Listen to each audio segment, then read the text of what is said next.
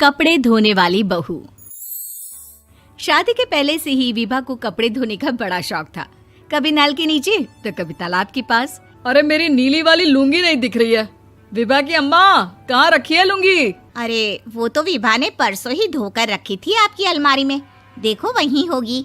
वो ना मैंने आज धो दी, मुझे लगा कि गंदी हो गई होगी। अरे कैसे गंदी हो गई थी? उसे तो मैंने पहना भी नहीं। हे भगवान, इस लड़की के कपड़े धोने की आदत से परेशान हो गया हूँ मैं।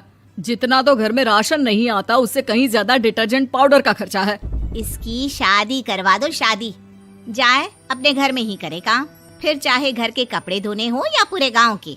हाँ ठीक बोल रही हूँ, देखता हूँ मैं कोई लड़का। वो दिन भी आ जाता है जब विभा को देखने लड़के वाले आ जाते हैं। लड़की मुझे अच्छी लगी।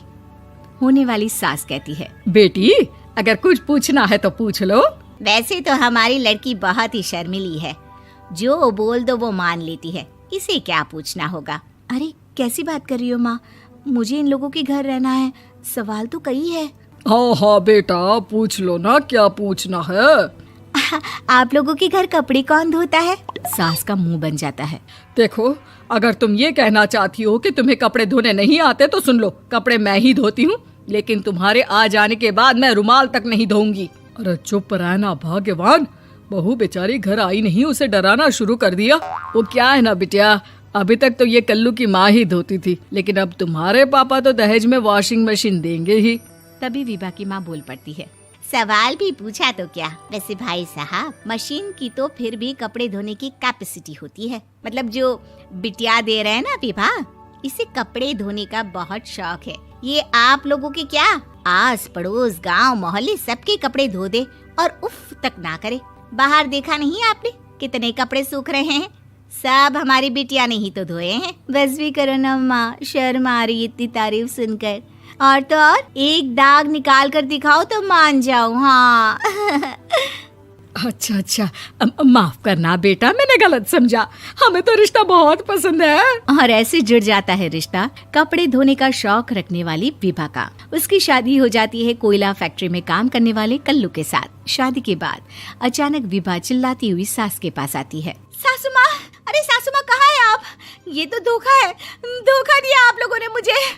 इसे ससुर के चक्कर के बारे में पता चल गया। अरे तो उसमें तुझे क्यों धोखा मिला है? अरे नल में पानी नहीं आता, कपड़े कैसे कब धुलेंगे? अच्छा, तू पानी नहीं आ रहा उसकी बात कर रही है। तो आपने क्या सोचा? कुछ नहीं। अच्छा, तेरी माँ ने कहा था कि कपड़े धोने का शौक है तुझे, याद आया मुझे। शौक बोलकर कपड़े धोने वाले मेरे जुनून को कम ना आके सासू माँ, कपड़ा धोना मेरा गुरूर है। तभी पति भी वहाँ आ जाता है। अभी मैंने इसे सनी देओल की फिल्म दिखाई है, उसी के डायलॉग मार रही है माँ। अच्छा सुन, साफ साफ बता रही हूँ, पानी सुबह 4 से 6 और शाम को 10 से 12 आता है, समझी? विभा टाइमिंग सुनकर हैरान हो जाती है। ये क्या भूतों का मोहल्ला है? सुबह 4 बजे उठकर कौन कपड़े धोता है? 4 बजे टंकी में पानी जाता है, फिर सारा दिन धोना ना, किसने मना किया? अरे कैसी बात कर रही हैं? 200 लीटर की टंकी में कितने कपड़े धो लूंगी मैं? सुबह ही उठ जाऊंगी मैं। अब क्या था, विभा सुबह 4 से लेकर रात के 12 बजे तक कपड़े ही धोती रहती। एक रोज सास पड़ोस से निकलकर कहीं जा रही होती है कि साथ वाली कहती है, हाँ कल्लू की माँ, जरा ये बताओ कि 2 साड़ी है, 2 ब्लाउज और एक पेटीकोट और एक नाड़े वाला लंबा कच्छा। हाँ तो? अरे तो क्या, कितना लोगी धुलाई ये बताओ। धोबन दिख रहे हैं हम क्या? हमारे पति सरकारी नौकरी से अभी रिटायर हुए हैं और बेटा सुपरवाइजर है कोयला फैक्ट्री में। धोबन समझ रखा है हमें? हाय रे कल्लू की अम्मा, माफ कर दो, वो तो मोहल्ले में यही सब बता रहे थे कि तुमने बहू को कपड़ा धुलवाने के काम में लगा दिया है। सास को पड़ोसन की बात सुनकर गुस्सा आ जाता है। वो घर पहुंचती है जहां घर के बाहर ही इतने सारे कपड़े सूख रहे होते हैं जितने कि किसी धोबन के घर पर। अरे ओ कल्लू की दुल्हन, बाहर निकल। माँ जी यहीं आ जाओ, बाथरूम में चादर धो रहे हैं हम। अरे अभी हम धोते हैं, तुमको बाहर निकलो। ये आस पड़ोस वाले बोल रहे हैं कि हम बहू से कपड़े धुलवा कर उसे कपड़ा धोने वाली बना दिए हैं।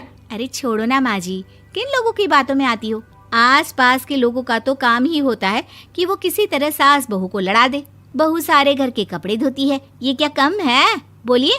सास को भी लग जाता है कि वो बहू का ये सनकीपन नहीं छुड़वा सकती, इससे अच्छा है कि खुद ही चुप हो जाए। एक रोज सास और बहू मंदिर जाते हैं, जहाँ सास की साड़ी वहाँ खड़ी भीख मांगने वाली से मिलती है। माँ जी क्या बात है, आपकी साड़ी उस भिखारन से कितनी मिल रही है ना? हाँ हाँ, देखो तो दोनों की साड़ी मिल रही है। क्या बात है कल्लू की अम्मा, तुम खुद को तो अफसर की बीवी बताती हो और ऐसी सिंपल सी प्लेन साड़ी पहनकर घूमती हो। सिंपल और प्लेन नहीं है ये साड़ी। तो क्या सोने के धागे से फूल बने हैं? कुछ भी सासू माँ, कुछ भी। हाँ, बने थे इस साड़ी में सोने के धागे से फूल। मेरे पति लेकर आए थे मद्रास से स्पेशली मेरे लिए 10,000 की। ताहे भाई साहब इस भिखारन के लिए भी सेम टू सेम साड़ी लेकर आए होंगे 10,000 की। सास उस वक्त तो कुछ नहीं कहती, लेकिन बहू के साथ घर आती है और अलमारी से एल्बम निकाल कर लाती है। ये साड़ी देख रही है, ये वही साड़ी है जिसे मैंने अभी पहना था। इस साड़ी में ये जो चमकदार फूल दिख रहे हैं ना, ये सोने के धागों से काढ़े गए हैं। लेकिन तू लोकल वॉशिंग मशीन ब्रश से घिस घिस कर सारे फूलों को निकाल कर साड़ी प्लेन कर दी। मुझे माफ कर दीजिए सासू माँ। और तो और, जब मैंने तुझे तेरी गलती के लिए कुछ नहीं कहा, लेकिन तूने तो सबके सामने मेरा मजाक ही बना दिया। क्यों? बहू को समझ में आ जाता है कि अब से उसका कपड़े धोना बंद।